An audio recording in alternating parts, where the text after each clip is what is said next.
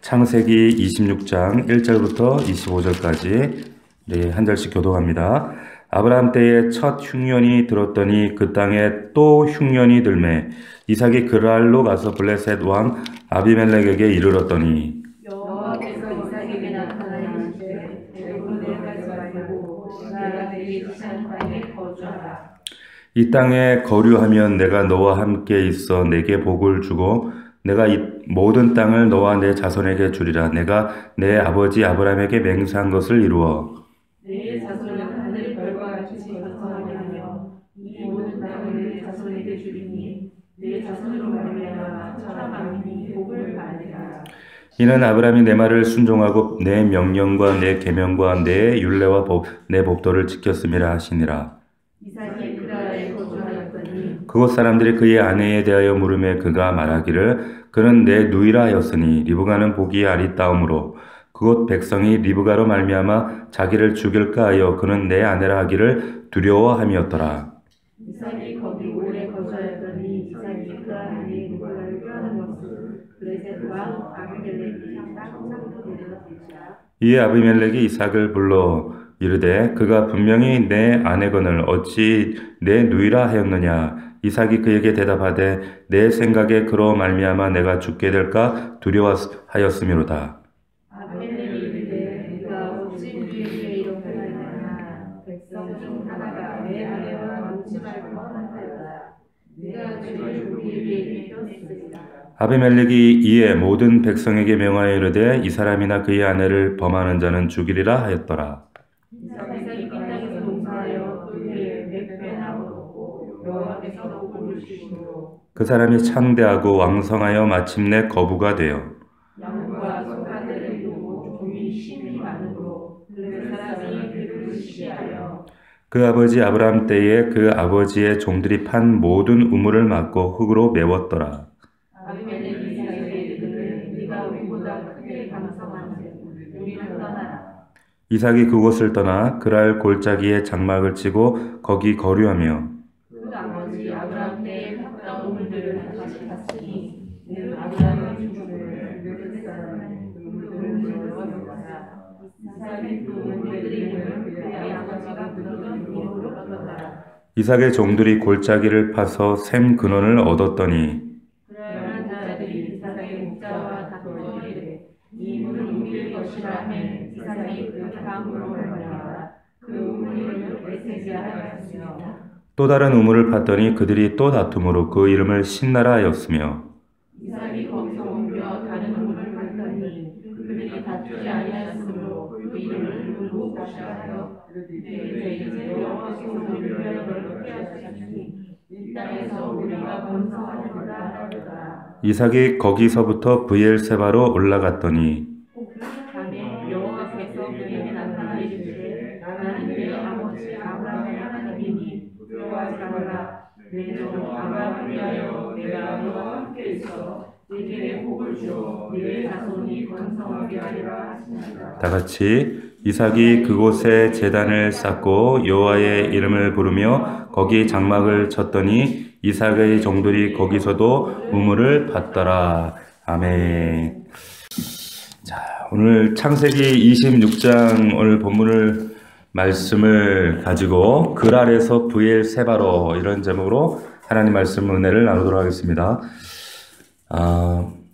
아버지 아브라함 때에 우리가 말씀을 통해 보았던 것처럼 흉년이 들었고 그로 인해서 아브라함이 가지 말아야 될 믿음의 경계선을 넘어서 가나안을 넘어서 애굽 이주를 했다가 참 여러 가지 수치와 고통을 당했던 그런 기억이 있습니다. 그럼에도 불구하고 지금 또다시 가나안 땅에 이삭의 대에 이르러서 이 흉년의 어려움을 겪게 되는데 똑같은 사건이 지금 반복이 됩니다.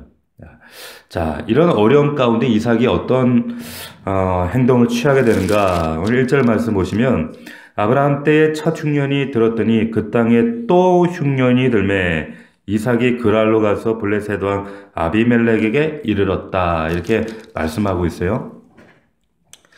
이삭이 살아가고 있는 이 가나안 땅은 1년에 비가 겨우 한두 차례 오는 그런 지역입니다. 그래서 이른 비와 늦은 비, 뭐 많아야 두세 번 이렇게 오는 땅인데 그나마 그 비라도 오지 않으면 이제 농사 자체가 안 되고 금세 흉년에 빠지기 때문에 그만큼 척박한 지역입니다. 자, 이 지금 흉년이 찾아오자마자 지금 이삭이 살기 위해서 지금 어디를 떠나갔는가? 지금 가나안을 떠나서 그랄로 갔습니다. 그랄로. 근데 이 흉년을 피해서 이제 가고자 했던 최종 목적지가 사실은 그랄이 아니었다는 것을 우리가 알 수가 있어요. 어떻게 알 수 있습니까? 2절을 보면 이렇게 나와 있어요. 2절에 여호와께서 이삭에게 나타나 이르시되 애굽으로 내려가지 말고 이렇게 말씀하셔요. 이 말은 뭐예요? 사실은 가고자 했던 것이 애굽이었단 말이에요. 근데 지금 중간 기착지에 지금 이 그랄에 지금 머물게 됐다는 거죠. 지금 살기 위해서 양식 때문에 왜냐하면 애굽의 나일강이 있고 거기 풍요롭기 때문에 거기로 가고자 했던 거죠. 그런데 하나님께서 애굽으로 내려가지 말고 그곳에 머물러 있으라 직접 나타나시 말씀하시는 겁니다. 왜냐하면 왜 그런가 하면 이 그랄이 약속의 땅 가나안의 이 남방 경계선이었기 때문에 그래요. 최남단 경계선입니다. 그러니까 그랄을 떠나게 되면 약속의 땅 가나안을 떠나게 되는 결과를 만들어요. 아버지 때의 그 실수가 반복이 되는 겁니다. 그러니까 약속의 땅을 벗어나지 마라. 아브라함에게 말씀하신 것처럼 믿음의 경계선을 넘지 마라. 우리가 그 아브라함의 그 사건을 통해서 나눴거든요. 아브라함이 믿음의 경계선 가나안을 넘어섰을 때 그 애굽 땅에서 그가 경험했던 참 그 수치와 모욕들, 어려움들 우리가 잘 알고 있습니다. 그리고 그 내려갔던 그 과정들을 똑같이 다시 회복하시는 하나님을 우리가 말씀을 통해 배웠거든요. 마찬가지입니다. 하나님께서 지금 이삭에게 말씀하시는 거예요. 믿음의 경계를 넘지 마라. 자, 그런데 우리가 잠시 여기서 좀 생각해 볼 수 있는 건 뭐냐면 지금 애굽으로 내려가지 말라 이렇게 말씀하신 하나님이 왜 가나안을 떠나지 않으면 안 되는 지금 이 흉년이라는 상황 이것도 막으실 수 있잖아요. 그렇지 않습니까? 지금 하나님께서 애굽으로 내려가지 마라 이렇게 막으신 하나님이 흉년은 막으실 수 없나?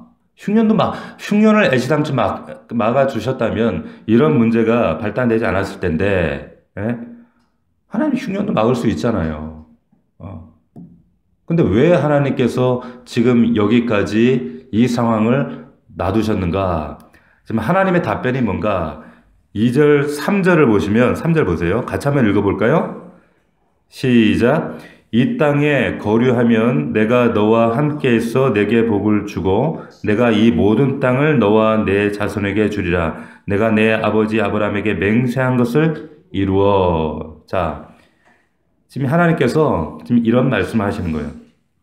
지금 이삭은 지금 모리아산에서 하나님이 이삭 대신 어린 양을 준비하신 여호와 이레의 하나님을 자기가 실체적으로 경험했던 이 믿음의 사람이에요. 그럼에도 불구하고 하나님은 지금 이삭을 통해서 이 이삭이 경험하는 이 흉년을 통해서 이 믿음의 사람 이삭이었음에도 불구하고 이삭을 뭐 하려고 하시는 겁니까? 훈련하시는 거예요. 충분히 흉년을 막으실 수 있었지만 하나님께서는 하나님만 주실 수 있는 진짜 복이 무엇인지를 경험하게 하시고 그리고 하나님만 바라보는 그 흉년 가운데 하나님만 바라보는 진짜 훈련을 시키기를 원하시는 겁니다. 아멘입니까? 보세요. 우리가 인간의 짧은 생각으로 우리가 생각하면 아니 하나님께서 흉년 막아주시면 되지. 예? 왜 우리 삶에 그냥 흉년을 막아주시고 우리 삶에 고난과 아픔 돌아가는 길 좀 막아주시지 왜 이런 일들을 우리의 삶 가운데 허용하시는가 이런 질문으로 바꿀 수도 있어요. 다시 말하자면 흉년의 어려움을 통해서 왜 하나님이 이런 흉년의 어려움을 주시는가?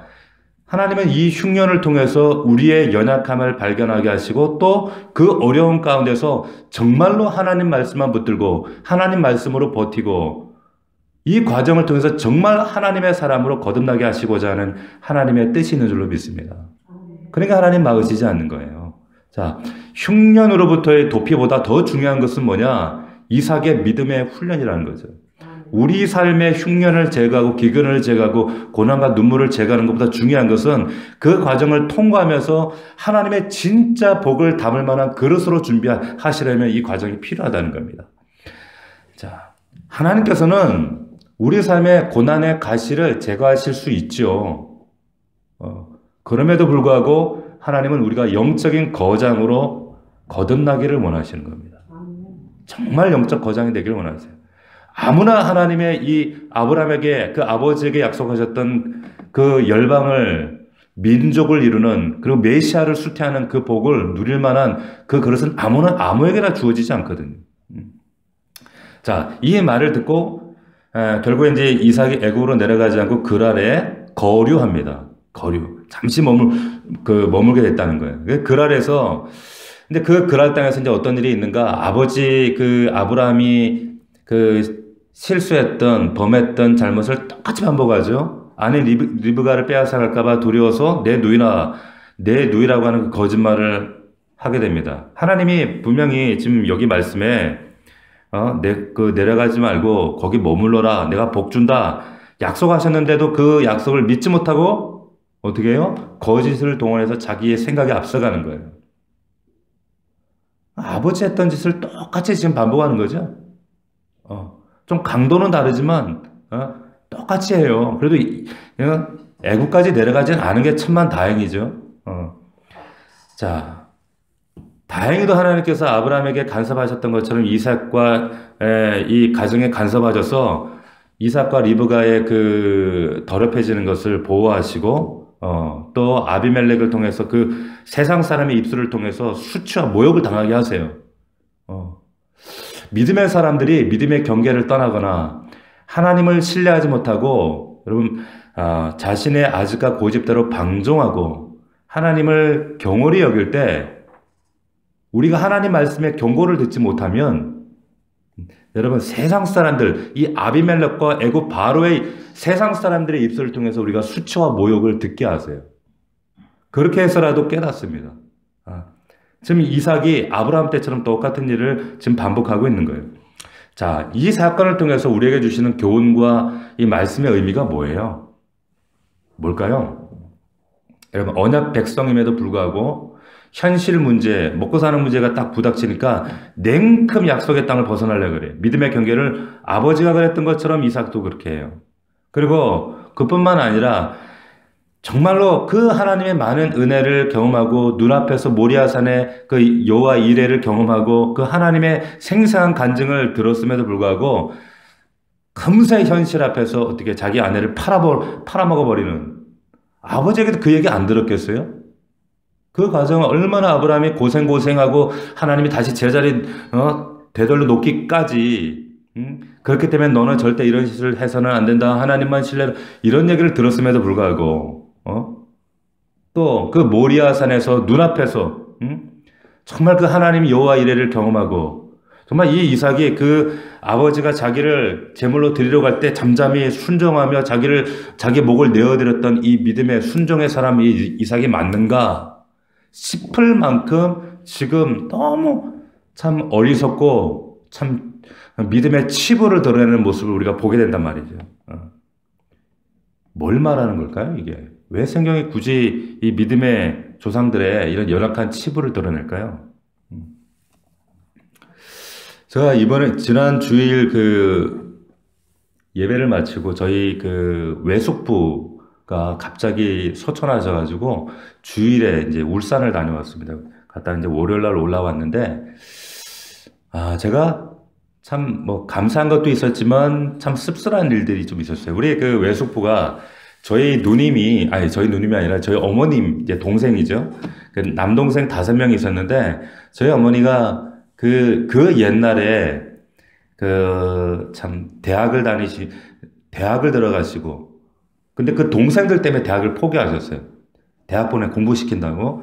그래서 첫째도 교사를 시키고 막내도 교사를 만들고 다 뭐 이렇게 그 학비를 대서 공부를 시키고 그런데 이 돌아가신 이 그 외숙부가 넷째시거든요. 넷째인데 이 그 외숙부는 자신은 이제 대학 안 가겠다고. 자는 공부하고는 거리가 멀고 담 쌓았다고. 그러니까 학비를 주려면 나한테 염소 살 수 있는 돈으로 달라고. 염소 사서는 염소 키우겠다. 그래가지고 이제 염소 살 돈을 주었었다는 거예요. 그거 가지고 이제 자기, 이제, 사업도 하고 돈도 만들고 막 이렇게 하셨던 분인데 제가 이 숙부를 참 좋아해요. 왜냐하면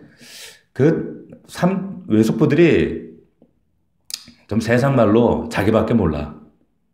근데 이 넷째 외숙부는 참 저희 어머니처럼 정서가 굉장히 눈물도 많고 또 마음도 따뜻하고 그래서 숙부님들 가운데 항상 전화 오는 분은 그분이에요. 저한테.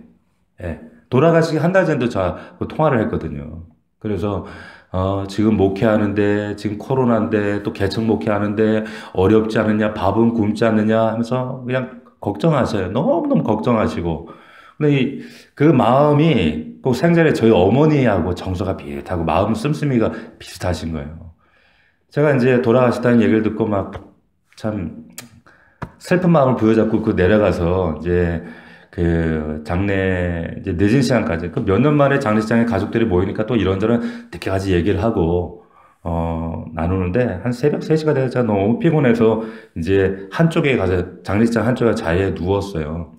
누웠는데 이제 거기 뭐 믿지 않는 자녀들도 있고 믿는 자녀들도 있고 막 섞여 있잖아요. 근데 한 잔씩들 또 한단 말이에요. 또 하고 또 이런저런 얘기를 나누는 얘기들이 이제 뭐 마침 제가 목사라서 그랬는지 아니면 돌아가신 우리 외숙부도 또 교회 중직이셨고 교회 장례다 보니까 또 이제 그런 얘기들이 나왔는지 모르겠는데 이제 제가 누워서 이렇게 자는 척 하고 있지만 이게 들리니까 한편으로 지금 믿는 사람들도 있고 믿지 않는 자들도 있고 어쨌든 지금 그 안에서 기독교 교회 이야기가 나오는데 어떤 얘기들이 회자되나 제가 궁금한 거예요. 그래서 이렇게 가만히 듣는 얘기들이 이제 교회의 아픈 상처들을 얘기하는 거예요. 본인들이 받았던 상처. 가령 예를 들면 이제 돌아가신 숙부께서 이제 장로가 못해 안수집사로 돌아가셨는데 장로가 되고 싶었는데 교회에서는 가령 예를 들면 사장이나 이사들만 세웠다는 둥 이런 얘기들. 그게 이제 본인들이 그런 생각을 하는 건지 아니면 진짜 그랬는지 모르겠지만 그것부터 해서 교회 여러 가지 좀 부조리함들을 얘기하더라고요. 근데 제가 저 구석에 안 들으려고 하는데 그게 다 들리는 거예요, 그게. 마음이 너무 불편하더라고. 불편한데 제가 새벽에 일어나서 변론을 할 수도 없고 무슨 의미가 있겠어요? 근데 한편에 제 마음에 어떤 생각이 드냐면 저렇게 그래도 그 가운데는 이제 믿음의 자녀들도 있고 또 믿지 않는 사람들도 있긴 했지만 그 안에 저렇게 교회에 대한 상처와 불신과 어떤 이런 얘기들을 굳이 장례식장에서 할 때 저들의 마음에 얼마나 깊은 하나님과 그 거리감이 있겠는가. 믿는 사람들, 믿음이 각자 다르긴 하겠지만은 그들에게도 이 믿음의 참 경계를 넘어서서 하나님과 거리가 이렇게 멀진데, 우리 성도들은 어떨까? 또 이런 생각이 들고, 또 한편으로는 세상 사람들은 오죽할까? 이런 생각이 거기까지 미치니까 마음이 굉장히 무겁고 불편하더라고요. 지금 코로나로 인해서 복음 전하기도 어려운 시대가 됐는데, 이 장벽을 어떻게 허물어야 되나. 그런 마음이 들었어요. 근데 장래 이제 아침에 발인을 하고, 이제 화장장에 가서 이제 화장을 하면서 기다리는데, 마침 이제 거기 장로님이 한 분이 제가 이제 목사라고 하니까 저한테 인사를 하시더라고요. 울산 명성교회 이모 장로님이신데, 이제 그러면서 이제 화장되어진 동안 기다리면서 저하고 이야기를 나눴어요. 근데 알고 봤더니 이분이 저희 숙부님의 목장의 목자신 거예요. 근데 거기 교회가 가정교회입니다. 저희 교회도 이제 가정교회를 지향하지만, 거기는 이제 가정사역원이라고 이제 전 세계적 가정사역 운동을 해요. 거기 최영기 목사님이라는 분이 계시고, 이제 그런 가정사역 운동을 하는 그런 목자가 있고, 이런 교회예요. 근데 그분이 이제 목자, 초원직입니다. 그러니까 목자들의 목자죠. 초원직인데, 그분과 한 시간여 얘기를 나누는데, 제 마음이 얼마나 뜨거워지는지 모르겠는 거예요.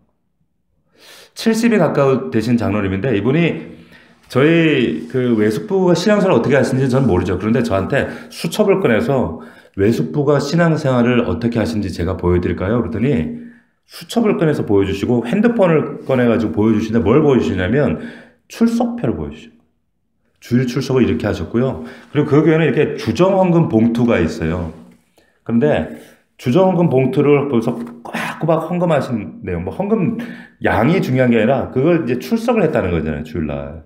한 번도 빠지지 않고 그거를 이렇게 그 목자가 장로님이 저한테 자랑을 하면서 근데 그 얘기를 하는데 얼마나 그 목원에 대한 사랑과 자부심과 그리고 정말 뜨거운 사랑이 느껴지는지 그러면서 하시는 이야기가 이제 그 목장 그 모임을 매주 토요일마다 거기는 왜냐하면 이제 직장을 다 다니시고 또 우리 그 외숙부도 이렇게 장사를 하셨거든요. 그러니까 토요일 저녁에만 시간에 6시에 모였다는 거예요.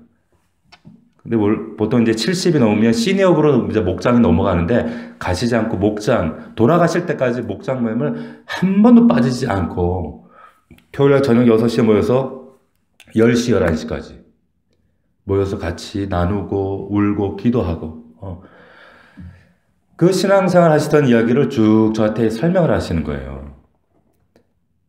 근데 제가 참 그 얘기 듣고 우리 숙부님이 신앙생활을 참 잘했구나. 그때 제가 알았어요. 알았고 또 제 마음까지 좀 안도가 되는 게 믿음 생활 제대로 하셨구나. 그리고 이 귀한 목자 밑에서 정말 신앙생활 제대로 배우고 제대로 하셨구나. 그렇게 신앙생활을 열심히 하셨대요. 그러면서 늘 기도하는 제목이 그 삼형제 자녀들이 있는데 첫째가 예수를 안 믿어요. 그 장례식장에서 제가 돌아 누웠을 때 교회에 대한 그 불편한 얘기를 하던 조카, 그 아들을 위한 기도 제목을 얘기하시더라는 거예요. 그 장로님에게 늘 기도 제목이 우리 아들 예수 믿게 해달라고. 우리 아들 하나님을 돌아오게 해달라고. 근데 그 얘기하시면 장로님이 또 글썽글썽 하시는 거예요. 그래서 이번 장례가 끝나면 어떻든지 주일날 또 인사드리러 올 텐데, 그래서 제가, 목사님, 제가 그래서 그날 기다리고 있다고. 그래서 제가 내일 좀 전화를 다시 한번 드리려고 그래요. 꼭 좀 얘 좀 잡아달라고. 제가 돌아오면서 그 장로님이 계속 제 기억 속에 떠나지 않는 거예요. 정말 귀한 장로님이시구나. 내가 그래서 명함도 하나 받았어요. 이분이 그 현대중공업에서 은퇴하신 제 발로 교회를 찾아가서 한 교회에서 명성교회 장로까지 되신 분인데 누가 성경책 요만한 왜 그 성경책 있잖아요. 그걸 책상에 던져놓고 갔는데 그거 혼자 보다가 스스로 교회 가셨던 분이더라고요. 계속 그분이 생각납니다. 두 가지 사건, 교회 여러 가지 아픔과 상처를 얘기하던 그게 마음이 쓸쓸하긴 했지만 또 한편으로는 하나님이 또 다른 그림을 보여주시는 이 장로님을 통해서 하나님께서 우리 교회 안에도 이런 정말 믿음의 귀한 일꾼들을 세워나가실 줄 믿습니다. 다양한 사람들이 있어요. 세상도 마찬가지고 교회도 마찬가지고 다양한 사람들이 있고 또 다양한 이야기가 있고 또 감사만 있는 것이 아니라 어려움도 있어요. 하지만 그럼에도 불구하고 하나님은 그 믿음의 자리에서 굳건하게 정말 믿음을 견고하게 세워나가는 이런 믿음의 거장들이 있더라는 거죠. 우리 교회도 그런 분들이 있어요. 자, 이 흉년을 통해서 하나님께서 지금 이 이삭을 훈련시키시는 겁니다. 제가 하실 수 있었지만 훈련하시는 거예요. 이 말씀을 통해서 우리가 깨달아야 될 건 뭐냐면 지금 이삭을 통해서 아버지의 생각 그대로 지금 반복되는 것처럼 보여지거든요. 뭘 말하는 걸까요? 그만큼 우리는 연약하다는 거예요. 과거 받은 은혜, 내가 머리로 알고 있는 지식, 내가 모리아산에서 경험한 그 하나님의 여호와 일의 그 체험, 그런 것 가지고 과거의 경험을 가지고 오늘 내가 백성다운 삶을 살 수 있다 장담할 수 없다는 겁니다. 연약하다는 거예요. 어떤 체험을 하고 어떤 신앙의 간증이 있고 내가 어떤 신앙의 경륜이 있다라고 할지라도 현실의 문제에 딱 부딪히면, 흉년이라는 문제에 딱 부딪히면 언제든지 넘어질 수 있는 게, 이런 어처구니없는 일을 행할 수 있는 게 이삭 같은 모습을 통해서도 바로 이게 우리의 모습이다라고 하는 것을 지금 성경이 말씀하고 있는 거예요. 지금 이 사건을 통해서 사실 가장 놀란 게 누구겠어요? 이삭이죠. 이삭 자신일 거예요. 어떻게 그렇게 쉽게 아내를 팔아먹어요? 아버지한테도 그 얘기를 들었는데, 나는 아버지처럼 안 살아야지 분명히 그랬을 텐데 아버지 같은 똑같은 짓을 하잖아요. 그 리브가를 어떻게 얻었어요? 그 종을 통해서 그 먼 고향 땅까지 그 여정을 통해서 어렵게 약속의 말씀으로 얻은 아내인데 하루아침에 그 아내를 팔아먹어요? 아브라함도 그랬잖아요. 이삭도 그랬잖아요. 왜 성경에 이런 믿음의 조상들의 치부를 여과 없이 딱 성경에 드러낼까요? 세상 이방 종교의 경전에는요,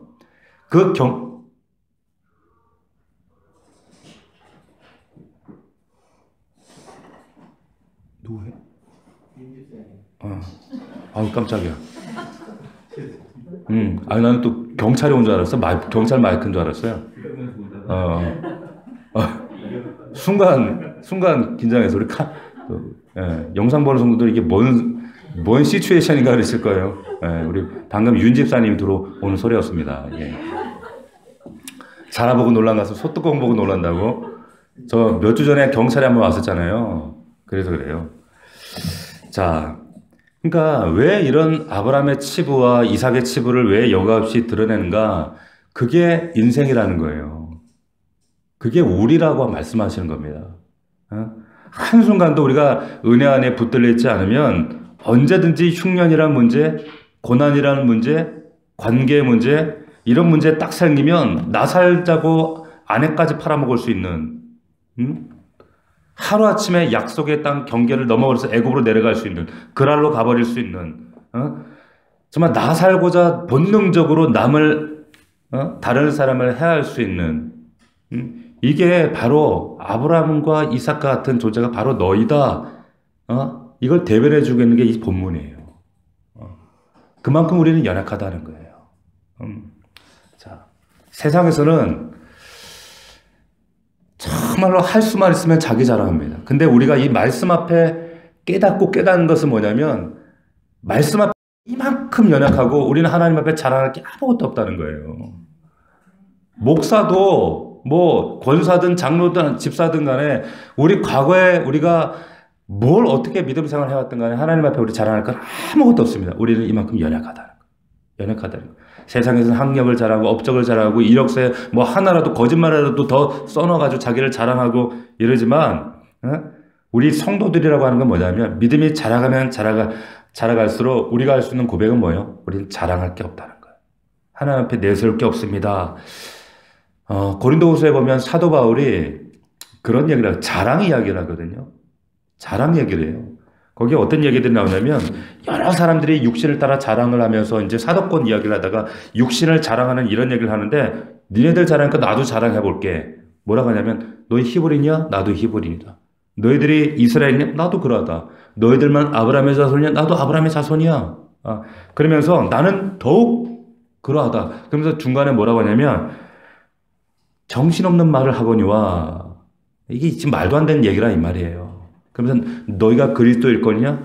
나는 그리스도 일꾼으로 굳이 따진다면 너희들과 비교할 수 없을 만큼 나는 넘치는 수고를 한 그리스도의 일꾼이다. 그러면서 자기의 수고한 내용들을 쭉 열거합니다. 나는 매를 수도 없이 맞았고 39대 매를 5번이나 맞았고 태장을 3번 맞았고 갇히고 동족의 배반을 당하고 끊임없이 깊은 바다에 갇히고 파손하고 막 정말 굶고 정말 당한 그 모든 수고, 나는 그걸로 너희들에게 이걸로 주장하자면 내가 너희들보다 몇 배의 그리스도의 일꾼이 아니냐 그러면서, 그런데 이것이 자랑할 게 아니라는 거예요.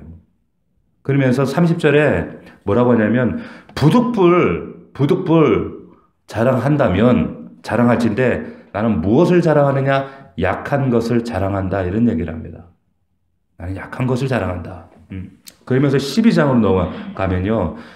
이제 사도 바울이 3층천에 갔다 온 그런 얘기들을 해요. 근데 얼핏 보면 야, 셋째 하늘까지 갔다 온 대단한 자랑을 하는 것 같네? 하는 것 같지만 사실은 이게 뭘 자랑하는가 하면 뒤에 뭘 자랑하는가? 육체의 가시를 자랑한다 이렇게 얘기를 해요. 육체의 가시. 자, 고린도후서 12장 9절 10절입니다. 제가 읽어드릴게요. 한번 보세요. 내게 이르시기를 내 은혜가 족하도다. 이는 내 능력이 약한 데서 온전하여짐이라 하신지라. 이러므로 도리어 크게 기뻐함으로 나의 여러 약한 것들에 대하여 자랑하리니 이는 그리스도의 능력으로 내게 머물게 하려 함이라. 그러므로 내가 그리스도를 위하여 약한 것들과 능력과 궁핍과 핍박과 곤란을 기뻐하노니 이는 내가 약할 그때에 곧 강함이니라. 세상 사람들이 그 자랑을 하지 않는다는 거예요. 여기 특별히 육체의 가시라고 할 때, 여러분 이 가시는 우리가 생각하는 손톱에 낀 이런 가시를 말하는 게 아니라 여기 이 가시는 지금 바울이 얘기하는 가시는요, 전쟁 포로들에게 쓰는 이 고문기구였어요. 이 스톨롭스라고 하는 이 가시는 이게 크기가 1m가 되는 이런 이 창 비슷하게 생긴 가지인데 이게 전쟁 포로들이 잡히잖아요. 그럼 전쟁 포로들을 이제 자기 백성들에게 성에 입성할 때나 아니면 아군 진영으로 끌고 갈 때 이 가시를 1m 되는 가시를 옆구리에 찔러서 반대쪽으로 꿰뚫어요. 이 가시를 꿰뚫고 끌고 가는 겁니다. 그러면서 자기 백성들과 군사들의 사기를 막 진작시키는 거예요. 이게 스콜롭스예요. 이게 가시예요. 자, 바울이 자신의 육체 안에 이 고통스러운 가시가 있다는 거예요. 이게 어떻게 자랑거리예요? 근데 이게 자랑한다는 거예요. 이걸 자랑한다는 거예요. 하나님께서 엉뚱한 것들, 너희들이 자랑하는 육신의 것들, 외적인 것들, 이런 것들 자랑하지 못하도록 날카롭고 아픈 이 가시, 이 치욕스러운 가시를 주셔서 하나님만 자랑하도록 이거 주셨다는 거예요. 아멘입니까? 여러분 보세요. 이삭이 이 그랄 색강하면 얼마나 치욕스럽고 부끄럽게 해서 당신이 믿음의 조상의 그 아들 후손입니까? 당신이 그 영적인 거부입니까? 손사래를 치죠. 손사래를 치는 거예요. 여러분 우리 삶 속에 가뭄이나 흉년이 들 때, 어려움이 올 때 이런 과정을 통해서 하나님은 우리의 모습을 적나라하게 발견하게 하시고 깨닫게 하셔요. 정말 우리에게 자랑할 게 없고 정말 하나님만 바라보도록 오히려 그 과정을 통해서 우리의 약함이 자랑이 되도록 하나님은 우리를 그렇게 이끌어 가신다는 거예요. 자, 그래도 이삭이 그나마 하나 잘한 건 있어요. 그게 뭐냐? 믿음의 경계선을 넘어가지 않았다는 거예요.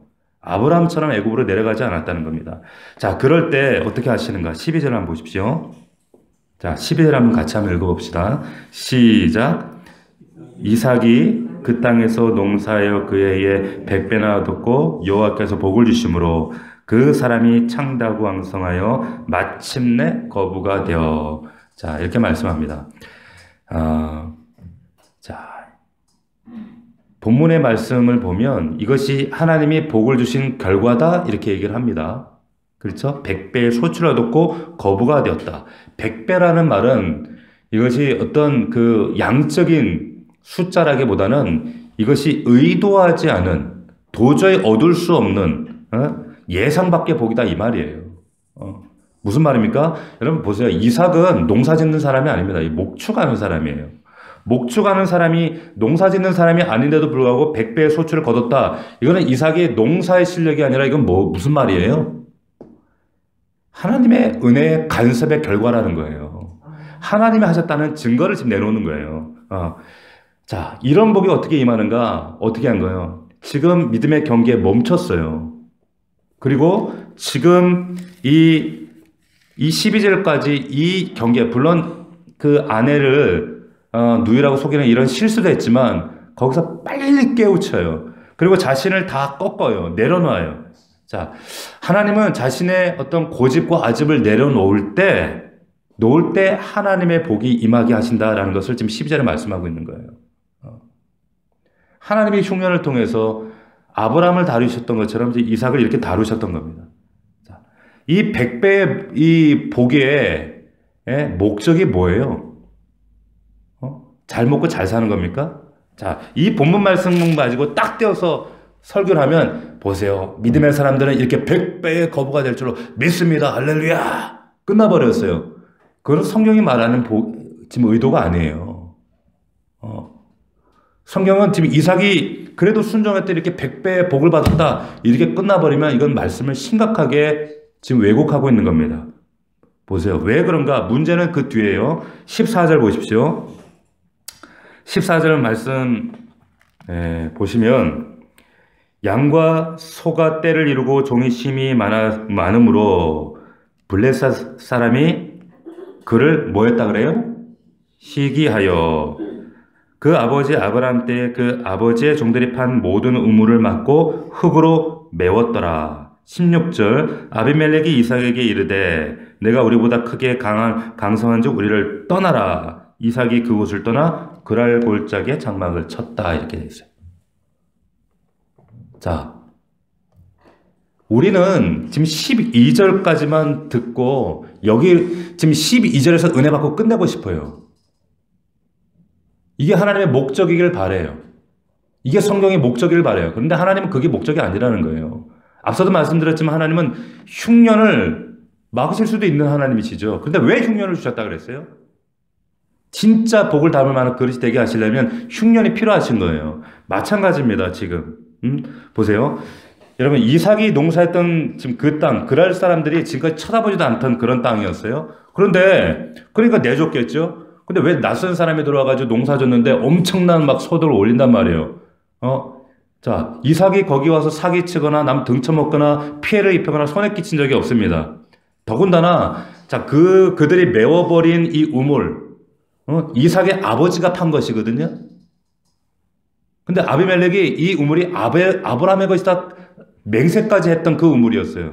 그런데 하루아침에 우물 메우고 이제 아비멜렉이 떠나라 통보까지 합니다. 왜 그런 거예요? 배가 아프니까 그런 거죠. 자신들이 누리지 못하는 복을 누리고 있는 거 보니까 시기나고 미움을 받는 거예요. 자, 그러면 앞에서 했던 질문을 똑같이 우리가 할 수가 있는 거예요. 하나님께서 100배의 소출을 거두게 하시고 영적 거부가 되게 하신 하나님께서 왜 이 이방인들의 관계는 좀 평안하게 만드실 수 있지 않았나? 이들의 심수를 막아주실 수 있지 않았는가? 아니 기왕 복을 주시면 좀 AS까지 확실하게 좀 해주셔가지고 좀 깔끔하게 복을 주시지 100배의 소출을 얻고 거부가 돼서 잘 살았다 해피엔딩으로 끝나면 좋을 텐데 주실 때는 언제고 왜 뒤에 가서 왜 쫓겨나게 하시냐 이 말이에요. 그랄 골짜기로 또 우물 파고 쫓겨나고 또 나중에 부엘 새벽까지 간단 말이에요. 왜 하나님이 그렇게 하시냐는 거예요. 여러분 잘 들으십시오. 하나님은 우리가 무엇이 되는 것보다 하나님이 중요하게 여기시는 것은 뭐냐면 우리가 어떻게 사는가가 중요합니다. 영적인 거부가 되는 것 하나님 사실 관심 없어요. 우리가 어떤 사람이 되고 우리 자녀가 어떤 사람이 되고 내가 사회에서 어떤 위치가 되는 것 하나님은 무엇이 되는 것에 관심 있는 것이 아니라 무엇이 되든 어떻게 사는 것에 관심이 계시다는 거예요. 믿을 수 있기를 축원합니다. 여러분들 이것이 이해가 될 때 여러분들이 하나님 앞에 엉뚱한 기도하지 않아요. 보십시오. 지금 만약에 지금 12절에서 가만히 두면 100배의 이 거부가 된 소출을 얻고 100배의 복에 빠져서 지금 이삭은 헤어나지 못해요. 100배의 복이 빠져서. 여러분들에게 왜 하나님께서 큰 부자 안 되게 하시는 줄 아세요? 100배에 빠져가지고 헤어나지 못해요. 저는 그 100배의 그 부에 빠져서 허우적거리는 참 성도들을 너무 많이 봤거든요. 이 100배만 있으면 하나님 앞에 내가 뭐 이렇게 하게 살겠다 저렇게 살겠다. 아이고 천만의 말씀입니다. 하나님 아시는 거예요. 하나님은 받은 복에 집착하거나 안주하도록 하게 않으세요. 농사꾼이 아닌데도 보세요. 말씀에 순종할 때 100배의 소출을 얻었다면 그보다 더한 못한 자리에 가더라도 하나님은 그 이상의 것을 하실 수 있는 분야라는 것을 이삭에게 지금 훈련시키시는 거예요. 알게 하시는 거예요. 배우게 하시는 거예요. 이걸 가르쳐주고 싶은 거예요. 내가 어떤 분이지. 그런 하나님을 네가 믿고 바라본다면 네가 무엇이 되는 것보다 중요한 것은 그 하나님을 믿고 네가 어떻게 살아가는가, 이게 중요하다라는 것을 지금 믿음을 통해, 이 과정을 통해 하나님은 가르쳐주기를 원하시는 겁니다. 그래서 지금 이런 시험들을 이끌어 가시는 거예요. 자, 보세요. 17절, 18절 보면 이제 그 땅을 포기하고 아브라함이 팠던 우물, 팠던 다른 우물이 있는 곳으로 갑니다. 17절, 이삭이 그곳을 떠나 그랄 골짜기, 이제 그랄에서 골짜기로 들어가는 거예요. 얼마나 이거 참 자연인도 아니고 이거 참 마음이 어렵겠어요. 글짝에 장막을 치고 거기 거류하며. 18절 같이 한번 읽어봅시다. 시작. 그 아버지 아브라함 때에 팠던 우물들을 다시 팠으니 이는 아브라함이 죽은 후에 블레셋 사람이 그 우물들을 메웠음이라. 이삭이 그 우물들의 이름을 그의 아버지가 부르는 이름으로 불렀더라. 자, 근데 20절에 가니까 이것 때문에 또 싸움이 나죠. 또 뺏겨요. 자, 지금 이쯤 되면, 아니 지금 이것들이 진짜 보자 하니까 진짜 생각해도 기가 막히네. 너무하네. 어떻게 해야 돼요? 싸워야죠. 아브라함도 그 멜기세덱 그때 전쟁터에 쫓아가서 싸웠잖아. 그만큼 군사력이 있단 말이에요. 싸울 수 있어요. 이삭도 자기 수하에 종이 318명이 넘었는데 그때보다 더 많아졌을 거 아니에요. 근데 무슨 일인지 이삭이 안 싸워요. 양보합니다. 왜 그랬을까요? 자신의 혈기와 분노가 하나님의 성품에 반대된다고 믿었기 때문에. 그리고 지금 이것이 하나님께서 자기에게 행하시는 지금 훈련의 과정이라고 여겼기 때문에 저들이 하는 방식으로, 세상의 방식으로 똑같이 싸우고 혈기 부리고 대들고 저들이 하는 그런 더러운 경쟁으로 나도 거기에 담그고 싸우고 치고받고 하지 않겠다는 거예요. 그리고 양보하죠. 양보하는 겁니다. 그리고 21절입니다. 어떻게 됐어요? 21절 보세요. 또 다른 우물을 팠더니 그들이 또 다툼으로 그 이름을 신나래. 또 다퉈요. 또 싸움이 일어나요. 22절 같이 읽겠습니다. 시작. 이삭이 거기서 옮겨 다른 우물을 팠더니 그들이 다투지 아니하였으므로 그 이름을 르호봇이라 하여 이르되 이제는 여호와께서 우리를 위하여 넓게 하셨으니 이 땅에서 우리가 번성하리로라 하였더라. 자, 르호봇, 하나님이 주신 복을 기대하고 찬양합니다. 자, 하나님이 주실 복을 기대하는. 근데 이 과정까지 얼마나 피곤했을까요? 얼마나 마음이 지칠까요? 얼마나 인내가 필요했을까요? 보세요. 지금 살기 위해서 이 흉년이라는 이 고난 앞에 지금 애굽으로 가려고 하는데 하나님이 딱 막으세요. 근데 가나안은 여전히 흉년이에요. 그런데 그 가나안에서 그랄에서 살아보려고 하는데 그랄에서 끊임없이 분쟁과 다툼과 방해와 회방과 어려움들로 그랄에서조차 더 이상 버틸 수가 없는 상황이 되는 거예요. 그래서 그랄 골짜기까지 가게 됐는데 하나님께서 이제 거기서 이제 어디까지 인도하시는가 보세요. 어디까지 인도하시는가. 자, 23절을 봅시다. 같이 읽어보겠습니다. 시작. 이삭이 거기서부터 브엘세바로 올라갔더니 이렇게 돼 있어요. 자, 그랄 골짜기에서 이제 어디로 가는 거예요? 브엘세바로 갑니다. 여러분, 브엘세바가 어디예요? 자, 이스라엘은 땅이 길게 돼 있는데 이스라엘 영토를 표현할 때 북으로는 단에서 남으로는 최남단을 브엘세바, 이렇게 이런 표현이 등장해요. 그러니까 단에서부터 브엘세바까지. 그러니까 약속의 땅의 최경계선이에요, 브엘세바. 그런데 이 브엘세바라고 하는 곳이, 이 브엘이 뭐냐면 우물, 세바, 맹세, 그러니까 맹세의 우물인데 브엘세바는 네게부 사막 한가운데 있습니다. 황량한 곳이에요. 사막이에요, 사막. 브엘세바는. 그런데 이 브엘세바 하면 여러분 떠오르는 사람이 있죠. 누구예요? 우리 창세기 21장에 여기서 누가 울었어. 21장. 야곱은 아직 안 나왔잖아요. 누구예요? 하갈이잖아요, 하갈. 보세요.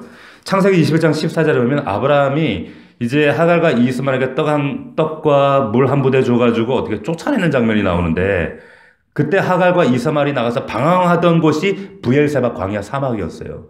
자, 성경이 이곳을 부엘세바 광야라고 얘기합니다. 하갈과 이스마엘이 죽을 뻔한 황량한 곳이었어요. 말하자면 이삭이 지금 그랄보다 더, 골짜기보다 더 살기 어려운 지금 광야로 더 황량한 곳으로 들어갔다. 하나님이 지금 거기 들어보내신 건데, 그런데 사실은 지금 이삭 입장에서는 쫓겨난 거나 마찬가지죠. 왜냐하면 여기 7절에 보시면 이런 말씀이 있어요. 이삭이 그들에게, 누구냐면 이 그랄 사람들, 블레셋 사람들, 이 아비멜렉이 하는 얘기예요. 그들에게 이르되 너희가 나를 미워하여 나에게 너희를 떠나게 할 건을 어찌하여 내게 왔느냐, 이런 말이거든요. 니네들이 나 쫓아내지 않았냐, 이 얘기하는 거예요. 억지로 쫓겨났다는 거죠. 그때 이런 지금 부엘세바까지 들어가는 이삭의 마음이 얼마나 심정이 무너지고 두렵고 막막하고 힘들었겠어요. 그랄 사람들의 미움을 피해서, 방해를 피해서, 싸움을 피해서 살기 위해서 여기까지 왔지만, 어떻게든 먹고 살기 위해서 여기까지 왔는데 얼마나 막막하겠습니까? 얼마나 두렵겠습니까? 얼마나 힘들겠습니까? 내가 좀 버틸 걸, 내가 괜히 왔나? 내가 하나님의 음성을 잘못 들었나? 별별 생각 다 들지 않았겠어요? 자, 근데 여러분 기억하세요. 지금 하나님께서 이 부엘세바로 이삭을 모시는 거예요. 앞서도 말씀드렸어요. 여기 26장에 하나님 이 사건들 가운데 하나님 흉년 막으실 수 있어요. 가뭄 막으실 수도 있었어요. 이 블레셋 사람들, 이 그랄 사람들과의 다툼과 전쟁, 이런 문제, 이 인간관계 문제 막으실 수 있어요. 근데 하나님께서 왜 이런 것들 막지 않으셨어요? 아까도 말씀드렸지만 이것은 믿음의 그릇으로 삼기 위한 하나님의 훈련입니다. 이삭을 아브라함의 뒤를 이어서 정말 아브라함을 통해 주시고자 했던 그 약속을 받으려면 그만한 그릇이 돼야 돼요. 지금 훈련 이야기 하는 거지, 지금 100배 복 받았다 이 얘기하는 게 아니라는 거죠. 지금 그래서 그 두려움과 막막한 삶 가운데 그들과 다투지 않고 욕심의 전쟁 가운데 세상 사람들이 하는 방식으로 싸우지 않고 양보하고 이 모든 것도 하나님 말씀 때문에. 그런데 그 부엘세바 가운데 왜 막막함과 두려움과 참 외로움이 왜 없었겠어요? 근데 그때 하나님께서 그 부엘세바의 이삭에게 찾아오시는 거예요. 24절입니다.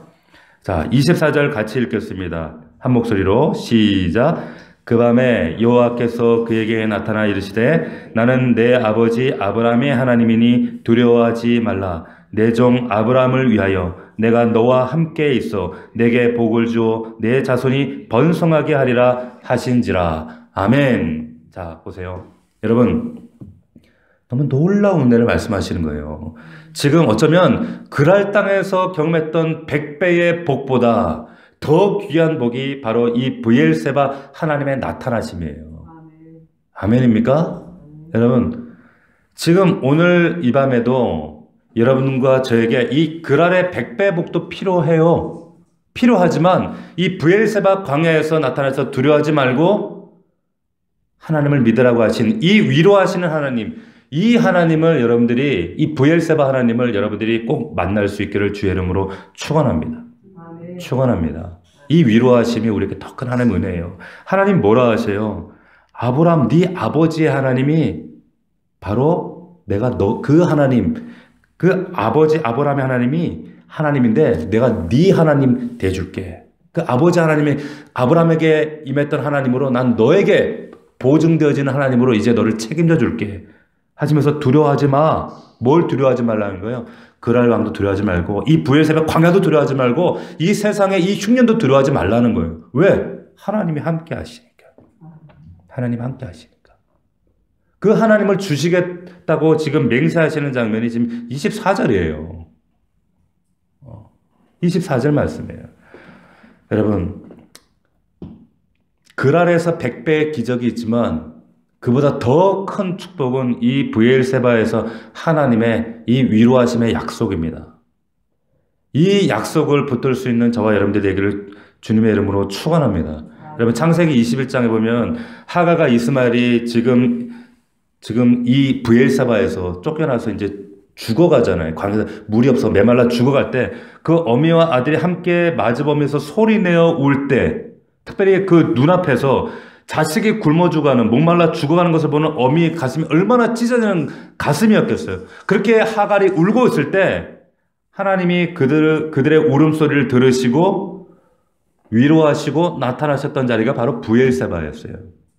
자, 21장 17절을 보시면 하나님이 하갈과 이스마엘의 울음소리를 들으셨다고 하시면서 두려워하지 말라 이렇게 얘기하시거든요. 그리고 그들에게 샘물을 주시고 내가 너희들에게도 큰 민족을 이루게 할 거야. 그들에게도 오늘날 큰 민족을 이루게 하시거든요. 그게 그때 나타나신 하나님이 광야 그 브엘세바의 하나님이세요. 자, 약속의 자손이 아닌 하갈과 이스마엘에게도 그들이 눈물로 하나님께 부르짖어 간구할 때 두려워하지 마. 그렇게 샘을 주시고 민족을 이루게 하시는 그 은혜를 하나님 공급하셨던 하나님이라면 지금 브엘세바의 그 하나님이 지금 이제 약속의 자손 아브라함의 후손 이삭이 정말로 믿음으로 살려고 애굽으로도 내려가지 않고 그랄 사람들과 다투면서도 하나님 말씀 때문에 양보하고 다투지 않고 그 그랄에서 브엘세바 광야까지 온 그 이삭의 두려움과 막막함을 하나님 외면하시겠는가? 절대 그렇지 않다는 것이죠. 절대 그럴 수 없다는 거죠. 이 브엘세바 하나님께서 그래서 이 시간 나타나시는 거예요. 이 브엘세바의 하나님, 이 하나님이 지금도 우리와 함께 하셔요.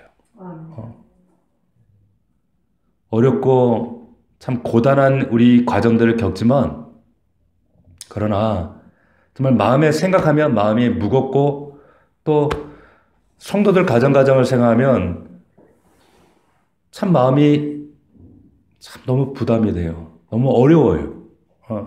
그럼에도 불구하고 하나님이 우리에게 주신 이 약속과 보증이 있기 때문에 우리를 위로하시고 우리와 함께 하시고 그 브엘세바 그 막막함과 두려움 가운데 있었던 그 이삭에게 친히 나타나셔서 위로하셨던 그 하나님이 우리 아버지시기 때문에 우리가 이 밤에도 우리가 하나님 앞에 부르짖어 간구하게 되는 줄 믿습니다. 그 브엘세바 하나님, 그 하나님이 우리의 하나님이 될 수 있기를 주님의 이름으로 축원합니다. 축원합니다. 자, 기도하겠습니다.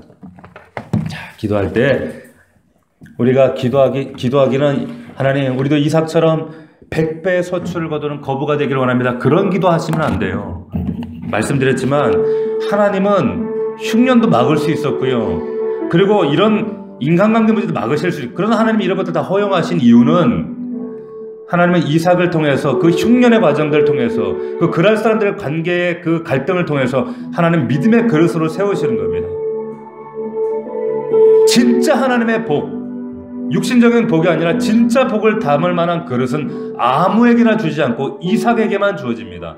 믿음의 사람에게만 주어집니다. 지금 우리의 가정에, 우리의 삶 가운데, 우리의 생업의 현장, 우리의 삶의 주변에 일어나는 모든 흉년 같은 어려움들과 관계의 어려움들, 이 모든 과정을 하나님 허락하신 이유는 하나님 저와 여러분들을 훈련하시는 겁니다. 왜? 믿음의 영적 거부가 되게 하시기 위해서. 우리가 지금 가야 될 곳은 어디냐면 브엘세바로 가셔야 돼요.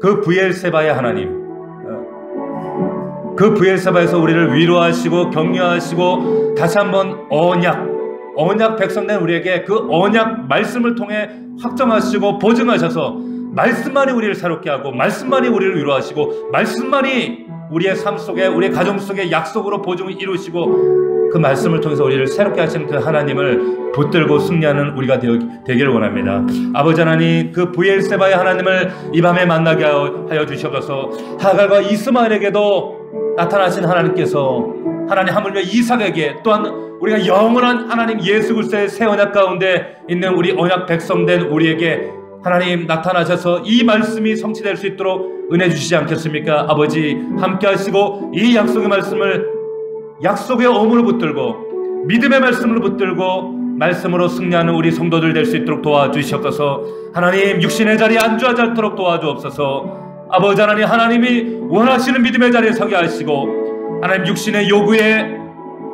내 육신의 생각과 육신의 요구에 하나님 허용되지 않도록 그들을 아버지 용납하지 않도록 도우시고 하나님 영의 소리에 하나 성령의 요구에 순종할 수 있는 우리 믿음의 성도들이 될 수 있도록 도와주시옵소서. 브엘세바의 하나님이 나의 하나님이 되어지길 원합니다. 우리 간절한 마음으로 주여 세 번 부르고 우리 통성으로 간구하며 나아갑니다. 주여